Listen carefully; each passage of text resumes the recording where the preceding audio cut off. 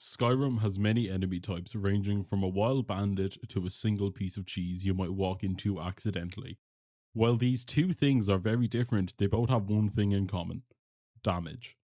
Today I wanted to ask the question, can you beat Skyrim without taking any damage? In order for you to even begin to comprehend the idea of this run as a whole, I need to tell you two things. The first thing is, I am allowing myself to use console commands to set my max and total HP to both 1, so if I do take any damage, it will instantly kill me. And the second thing is, you already know how I am going to complete this run, even if you don't think you do.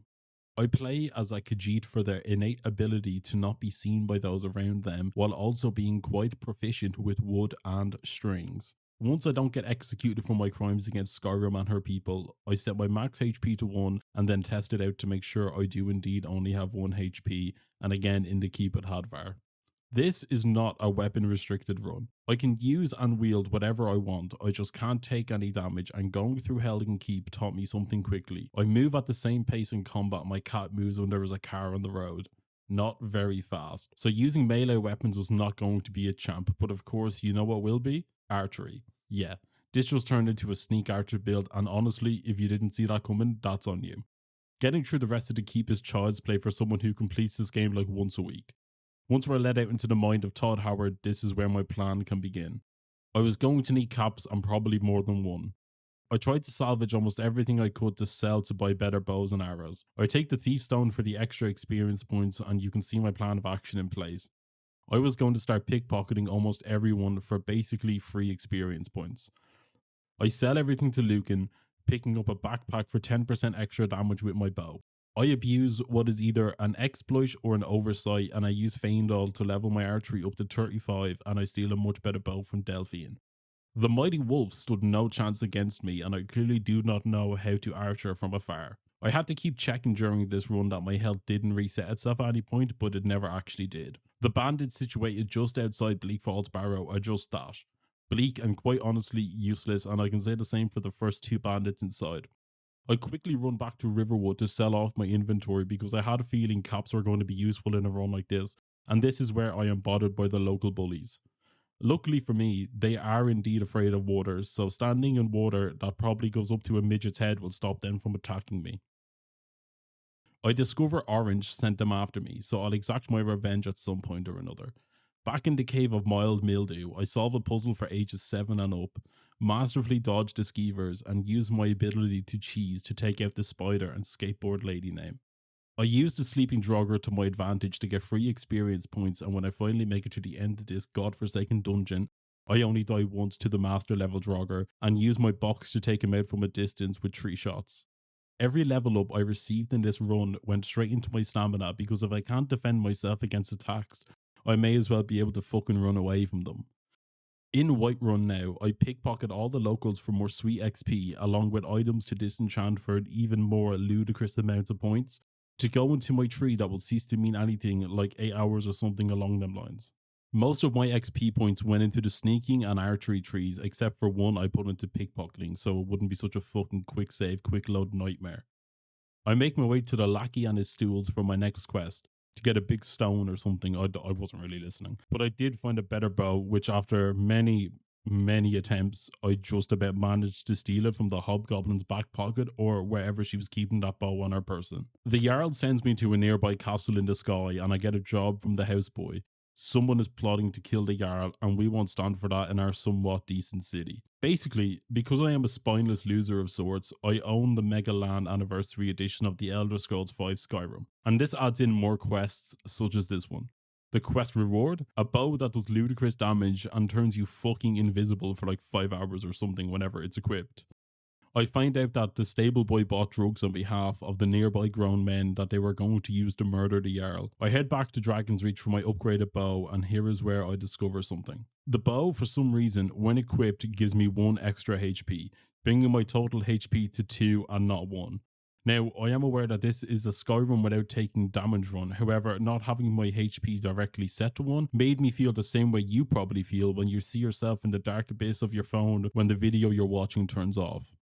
I head over to Solitude to go to the Fletcher to get my next upgrade, a crossbow. Bethesda's answer to Call of Duty if it was set in the year 7. I don't manage to get a 6 shot on the dragon like Jabbo does in that one video of his, but however, besides having the ability to blaze me with fire, he is a pussy. He cannot stand up against my AK-40 crossbow, and just as quick as we left, we're back with our free token to commit one crime within the land. I sell Bellathor my goods and services before I head back to Solitude for more pocket picking and breaking in, and here is where I was like, what the fuck? I picked this expert level lock on my first try, and what's inside? A fucking Daedric and Nordic crossbow. It's as if Todd Howard himself came to me in a dream and told me to break the law. I don't think I used the Daedric crossbow for at least 10 or 15 minutes after I got it, as I don't want to just plow through this run with it.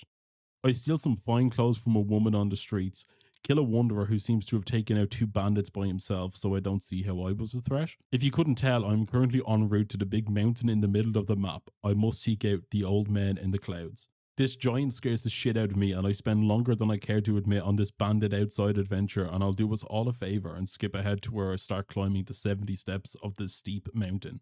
While you may see an innocent hunter, I see free XP just standing defenceless. We are not the same. Some bit further up the mountain, I run into the trolls that usually a pain in the ass, but with my Modern Warfare 2 sniper skills, I take it out like I did with my slingshot on that fucking light just outside my bedroom. Now, in the presence of greatness, the old men cherish me and promise me fame and gold, but first I must pass their test of willingness. I must go and retrieve the horn of the one who started this whole thing, the father of the old men. I must go retrieve the wiener of Jurgen Windcaller. On the way to Oostengrav, I get sideways fucked by a crab peeking out of the ground and do what I consider to be the only thing I can do. I shoot down the zombie lover from afar and enter into the dungeon. I will say during this run, I did not find my aim getting better or worse. I found that my aim stayed about the same. Not good, but not broken, so you won't throw it out until you need to get a new one. I used the rocks to my advantage to scale down to the Marvel Eternal shout, and look at this. Did you know this was here? Fucking 686 weeks ago, as of writing on this script, Skyrim came out and I only discovered this like a week ago. I forgot how to control my player character when against the big spider and die a few times, but after, I scratched the webs up with my crossbow and discovered that, as always, I can't have nice things. The horn has been stolen. I was fed up and pissed off at this stage. Just once can't the damn horn just be there. Honestly, once. In Riften now, because believe this or not, the mere idea of a plan graced my thought box. I killed the only woman in the city willing to run a whole ass orphanage for kids all over Skyrim, and in doing this, I have stolen a kill from the Dark Brotherhood. I know you're thinking, am I going to do the Dark Brotherhood quest again? And the answer is no. I did it twice in a row a while ago and I just don't want to go near it again. In Windhelm, I shoot a racist, break into a child's house, and mark coins grow for later. In Riverwood, I give Delphine my 10 precious gold from my room and I take a nap. I awaken a cabin where I instinctively kill the 3 citizens I can see and make my way to the sanctuary for my golden prize, shrouded gear. Basically, I just upped my sneaking and archery, so I'm fucking set for the next while with these items and some stuff I enchanted in Whiterun. What you are now watching is from part 4 of the 6-part double trilogy of videos I recorded for this run. A while back, Delphine told me about the dragons. They are not just coming back, but they are coming back to life, and Salkinir is the next one. After like 5 shots of my crossbow, I checked my difficulty and I'm still an expert, so maybe I'm just really good at the game. Who knows really. Delphine tells me that she has a plan. We are going to infiltrate the elven hut of dreams on another mountain. As usual in Solitude, I stock up with the Fletchers, give Malboro my bits to sneak in for me, and I'm off to find out the truth about these so-called dragons returning. Up in Ellen DeGeneres' house, I bring Razorblade to my assistants to create a distraction so I can grab my gear and test out a theory. I kill the chef in the kitchen, as I usually don't, to see if the Thalmor soldiers still follow me down to the Ratway later. I clear out the first room with my sneak abilities, and when I reach outside, let's just say I had somewhere between 4 and 61 deaths in this area. I just kept fucking being seen, and I had no idea how and when were binoculars installed in everyone's eyes except for mine. After some dancing about and fearing for my life, I take down the last elf and infiltrate the main house where I sneak archer everyone, go downstairs, kill the guard, read the book about Esbern, kill the guards, Malborn, the Thieves Guild prick and even the fucking troll on the way out, and they still showed up to the Ratway. How did they goddamn know I am here? I reunite lovers or family, which depends on your definition of mommy, and Esbern has one of them prophecy dreams, the Wall of Magic. I steal a horse from Markarth and use it to leap off a cliff for my montage, and while he or she was a good friend, no witnesses. In the entrance to the prophecy, I quite literally skipped through this part and used the wrong end of the razor again by accident. Here is where we discover the truth. A shout is needed to take out Alduin. A shout that I have to go and find now. However, I have played this game before. I am aware of the upcoming fight with Alduin and what my requirements are for this so-called fight. I need a The Elder Scrolls V, and there was only one place I was going to get this, North Yankton. I plummet from this cliff and make my way to Money Signs, who sends me on a quest to gather the scroll.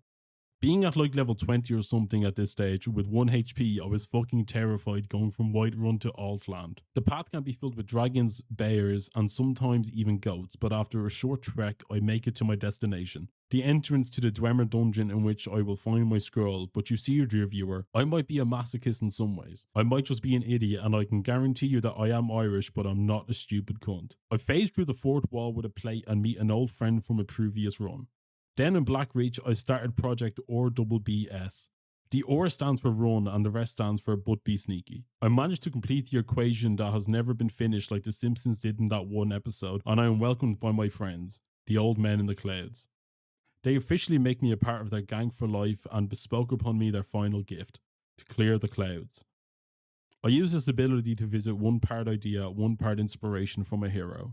At the top of the mountain, I meet up with Optimus Prime where he vapes, then I vape, then I read my Elder Scrolls V and witness the events of the past when Alduin last attacked, and those stupid fucking lazy Nords never killed him. They fucking sent him forward in time and now he's my problem and not theirs.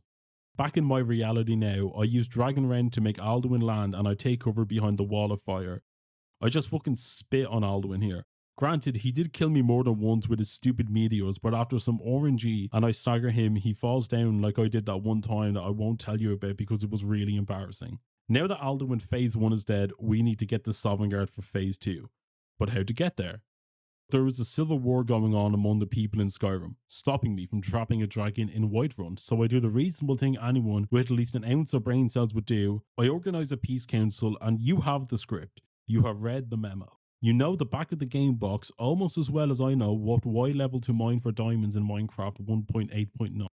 After everyone agreed for a sleepover in the Jarl's house for movie night, I am told the name of a dragon and I call him to me from Whiterun where he snatches up a guard and I discover the effects that fire has on the human body.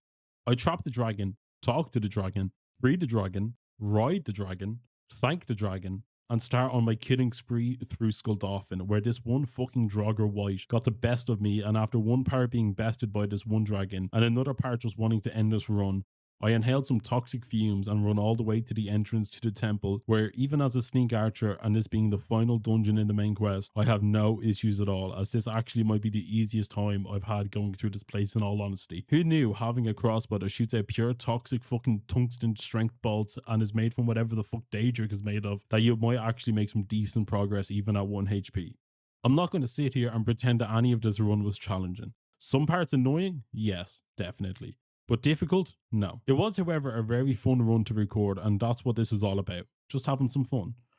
I best Sun after only 2 deaths, and myself and the terrible trio take on Alduin after a mere 50 seconds I take him down, and Sun sends me home where I piss off some dragons and exact my revenge. So to answer the question we asked some time ago, yes, you can beat Skyrim without taking any damage. If you have any suggestions for runs, please leave them in the comments. With that, I've been Dara. Have a good day.